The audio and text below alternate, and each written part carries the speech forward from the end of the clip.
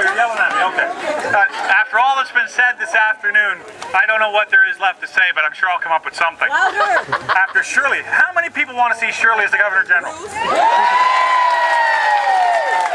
that kind of fire, nobody's going to mess with anything that she's got her hands involved. I admire Shirley, she's a great lady, and we really need her kind of passion in a lot more people, so I encourage you to follow her lead. She's an incredible lady, and I'm proud to have her as part of the City of Ottawa. How many people are familiar with the movie Ice Age? Just raise your hand. You've seen the movie Ice Age, that animated feature with the dodo birds and all that stuff? There was a line I think we could kind of copy from that movie. Is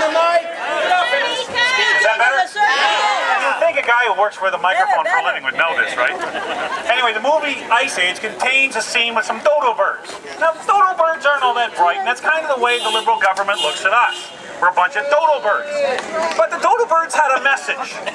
And that message I'm going to copy, and we're going to send it right back at Dalton McGuinty. It's 3 words.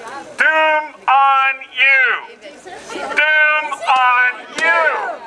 Doom on you. Doom on you. And we can keep repeating that over and over and over again every time Dalton McGuinty opens his mouth and tries to get the microphone close enough because his nose is bigger than mine is, which is saying something. Now, there's been a lot said about all the different eco-taxes. Excuse me. What did I do now? Excuse me. We have David McGuinty spying on us down there in his car. Welcome to the Come on out, David. Oh, no, stay where you are. Very glad Mr. McGuinty could join us today. Maybe he'll take the message back.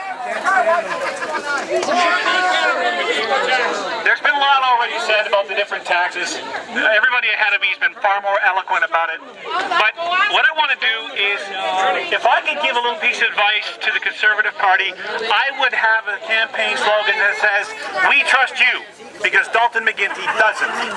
"We trust you to raise your children." Dalton McGuinty doesn't. "We trust you to look after your own property." Dalton McGuinty doesn't. "We trust you to know what to do about a light bulb." Dalton McGuinty doesn't. He doesn't trust you.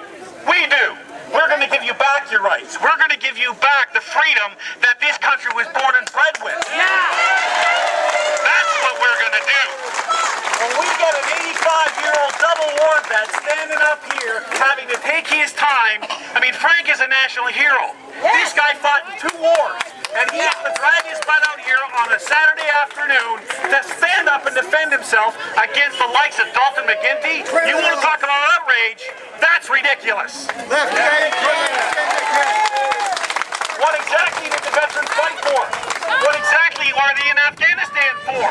What are we supposed to believe now? How can we look our troops in the face when they came home when they're bringing liberty to people in Afghanistan and we're losing ours here? What kind of legacy is that for the kids that we're supposed to raise? We don't have any idea about what's coming next, and frankly, I don't want to find out. Get a tax garage sale. So my message here, see, this is the last time Dalton's going to rain on us. The one thing I want you to do is I want you to have an elephant's memory. Write down everything you can think of that Dalton is responsible for and keep it at the door. And the next time a Liberal politician comes to your door and he wants your vote, sure, come on in, let's talk. I want some answers. And see how long they stick around. And make sure that they get the doom on you message, because this has got to end. Thank you all very much. I appreciate it.